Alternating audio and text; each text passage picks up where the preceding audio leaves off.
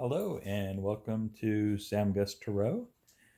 I'm Sam and this is my cat Bonnie. She has been doing this lately on the videos, trying to walk in front of the camera. She wants to be seen apparently.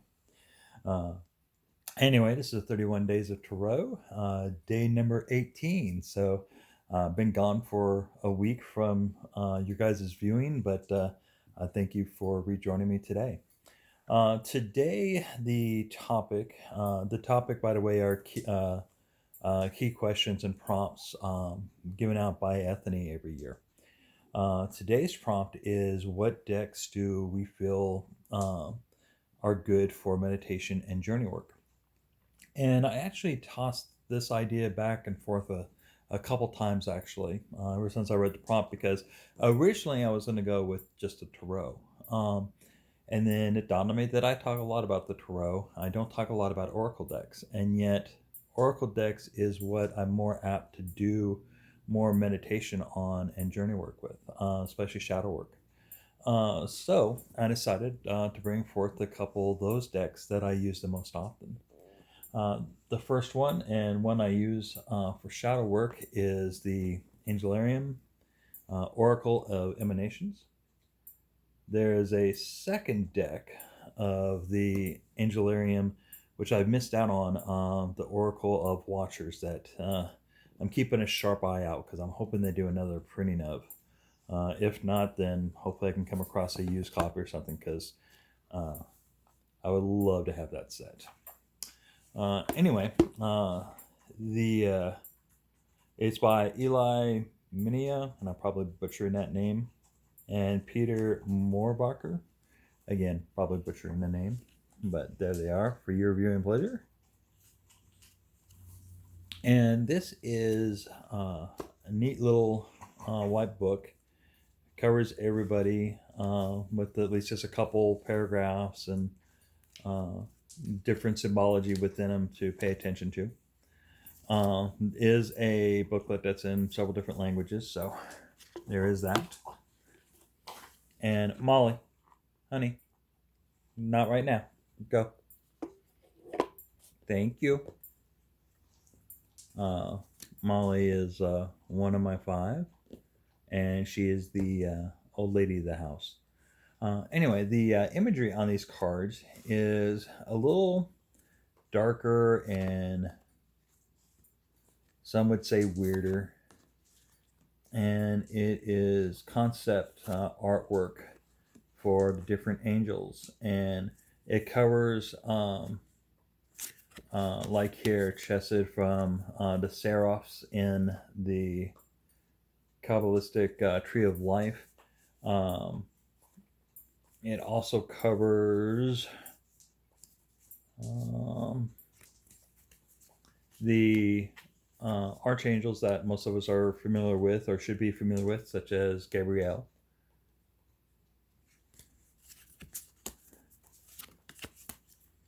Azrael. And then there's a bunch who honestly I never heard of before. And some of them I don't even want to try to name. Well, I will try, but I'm going to butcher the names, I'm sure. Such as Estivus, the Angel of Divination. So, right now, I'm not doing a lot of research on the names of the angels, though that's probably going to change here in the very near future.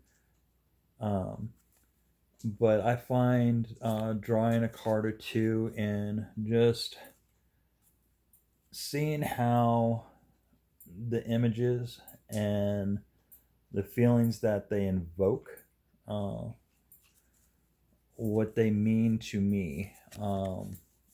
And oftentimes, it's that stuff that I'm trying to work on to be a better person, or to deal with guilt of my old sins, I guess, is a poetic way of saying that type of stuff.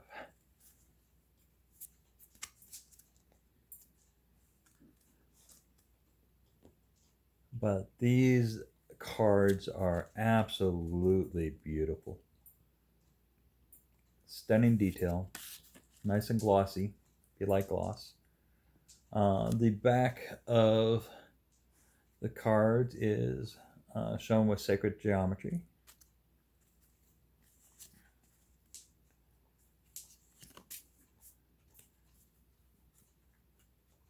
And that is the Areum Oracle of Emanations. And like I said, there is a second deck, which is like a sister deck to this, which is the Oracle of the Watchers. And hopefully I can get my hands on that this year. And when that happens, of course, I will be happy to share with you. The other Oracle deck that I spend a lot of time with, that I really like, is the Mystical Shaman Oracle. And this is by these people. I'm going to do it like this because otherwise I'm going to butcher their names. There's no ifs, ands, or buts about it.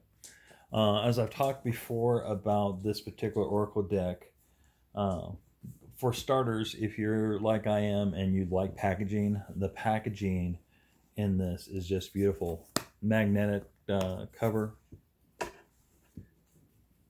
quote on the box in gold.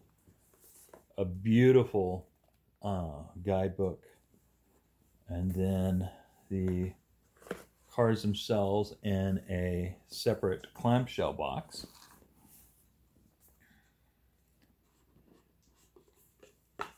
These cards are very shamanistic, and most of them I do believe is from South American shamanism.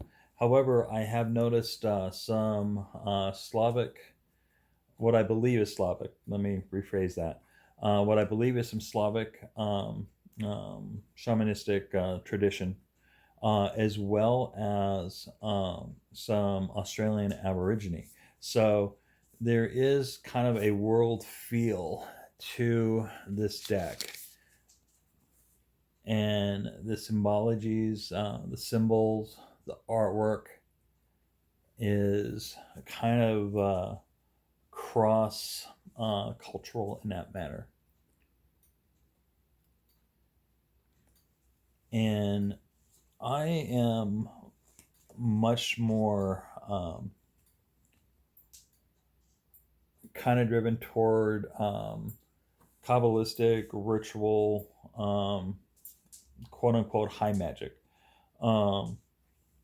Even though I absolutely love my tarot and oracle decks.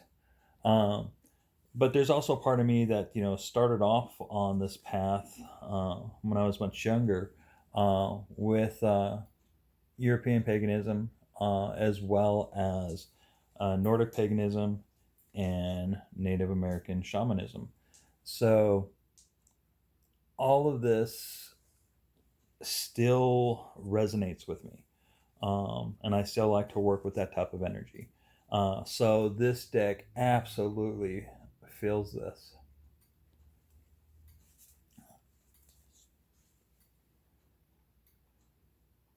And you'll see this deck again here in February. I'll be doing a video response to Ouroboros for forget what it is. The councils for the tarot and the guides are for the oracle, if I remember rightly.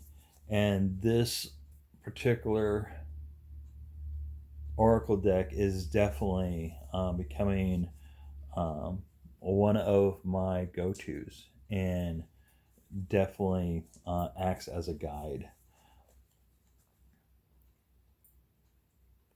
And there we go. That is the Mystical Shaman Oracle. If you are into oracle decks and into shamanism of any degree, I strongly recommend this particular deck. And it's not even that expensive. I want to say I paid $30 for it. Oops, sorry, girl. Actually, I can't remember what I exactly paid for, but I want to say I only paid like $30 for it off of Amazon, around in that price range, give or take $5. So there you are. If you liked the video, which I hopefully you did, please hit that like button. If you want to stick around and see the next videos, go ahead and hit that subscribe button. and that little icon bell that will let you know when the videos come out. As I've been trying to put out there, if you yourself are participating in the 31 Days of Tarot, by all means, please leave a link to your channel or your video in the comments below. And I try to, at this point, try to reply to all comments. So if you want to reach out and say anything or ask anything, please feel free to do so. And I will more than likely, at this juncture anyway, respond. So there you are. Thank you for joining me today. I hope you have a great day, and we'll see you next time. Goodbye.